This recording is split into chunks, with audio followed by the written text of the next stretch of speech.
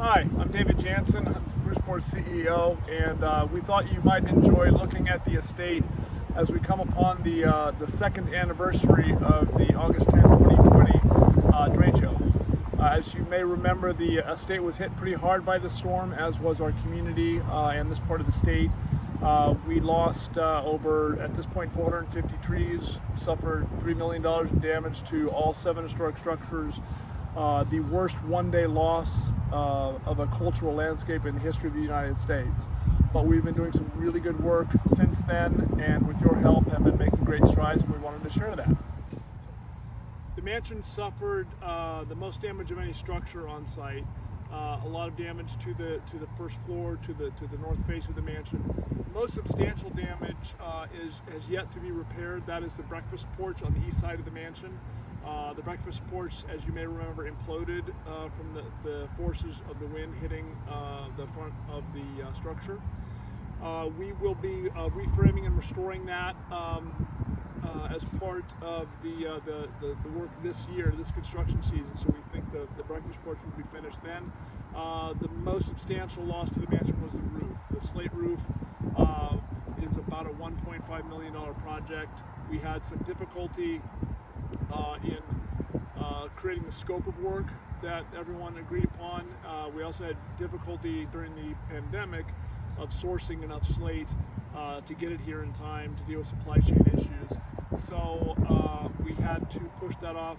However, we are very happy that in the spring we should be able to begin work and complete the mansion roof work, get those roof ridge caps back on, and the mansion should be all tied up by the construction season next year. Another structure that took a beating during the storm was the Lord and Burnham greenhouse here. You may remember images or the video that we did shortly after the storm where the greenhouse took a direct hit from a large red maple, I believe. That took us about a year or two to get into the pipeline for a very specific contractor to come in and restore that structure, but we're very happy to be able to share that the greenhouse was completed this summer. So that's been a nice kind of symbolic step forward for us too.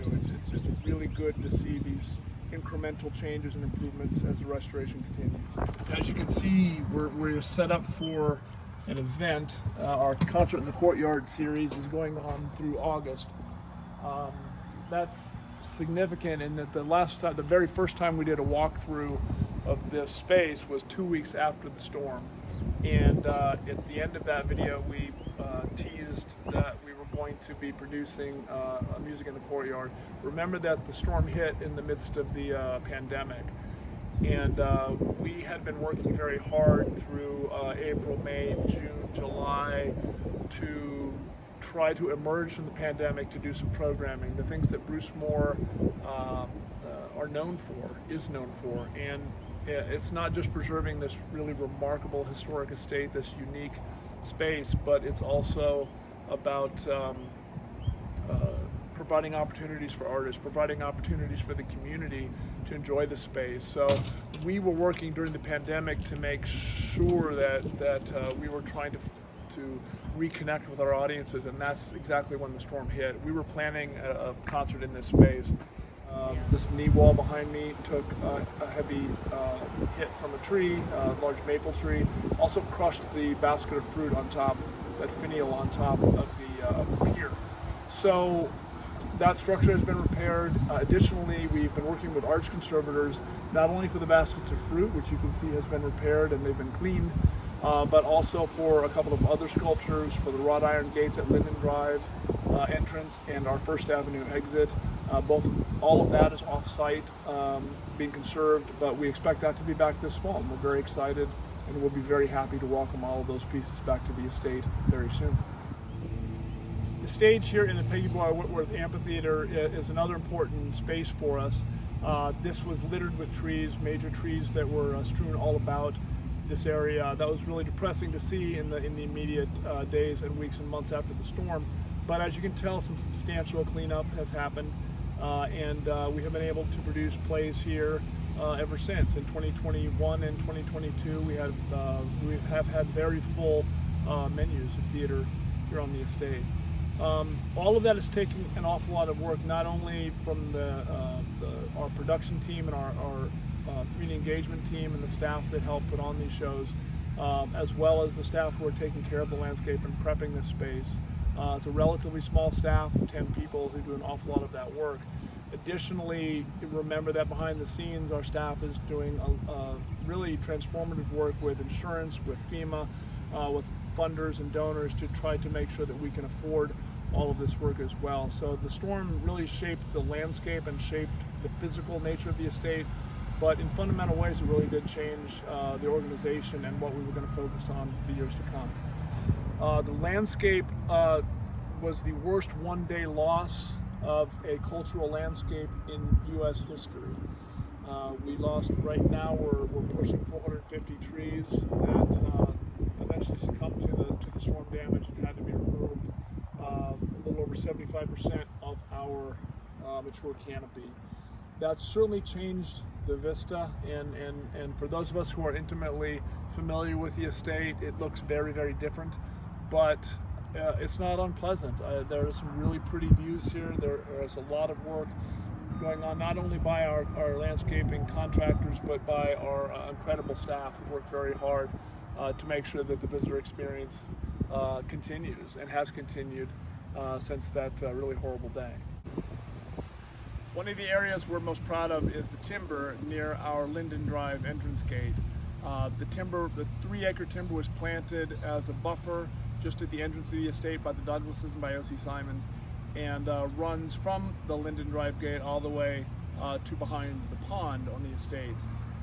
It really took a beating during the storm, and unfortunately we had to take out another about 100 trees that were just no longer viable after the storm damage too. So that's the bad news. The good news is that we are preparing to put upwards of 250 or more trees in the timber by the fall of 2022, by this year. So in preparation for planting, and it's a range of trees, or we're not just saplings, but trees that are 4, 5, 6, 7, 8 feet tall will be going in there. Diverse species, very much native species that will thrive in the current Iowa climate, species that O.C. Simons and the Douglases planted, species designed for this timber specifically, chosen for this timber specifically. So we're very excited about the opportunity in the next few months to see these young trees planted.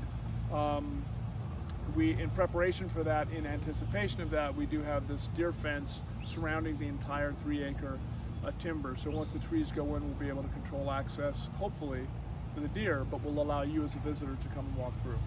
The restoration of the estate is probably going to be a 3-year process, if not a 4-year process. This stretch of the estate where we're standing, this is the night garden, and just above the formal garden, and this stretches all the way down to the garden house, which is a guest house built just in the early 20th century. This stretch from the garden house all the way through the gardens, along the lawn, what historically was an alfalfa field along Crescent and Linden, all of this sort of very rich and deep area of plant material will be restored next year. We are working on the design for that as our phase 2, and then in the 3rd year we will look to First Avenue lawn and the mansion. And so as you can see, there has been a lot of work that we have done, both behind the scenes and on the estate, and there's a lot of work left to do. We knew from the very first weeks after the storm that losing 4 generations of growth in 45 minutes, we weren't going to be able to address that in 1 week, 1 year, but we have made some really great strides in the 2 years since the storm, and we also know there are years ahead of us of repair and restoration to continue.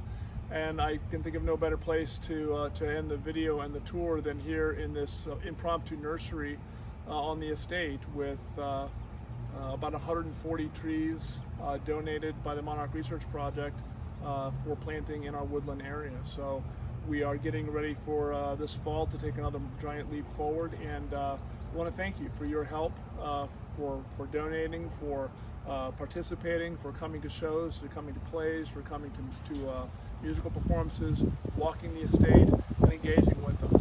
It's a part of our lifeblood and part of our mission, and we appreciate that you take advantage of that and enjoy the place, because that's why we do what we do.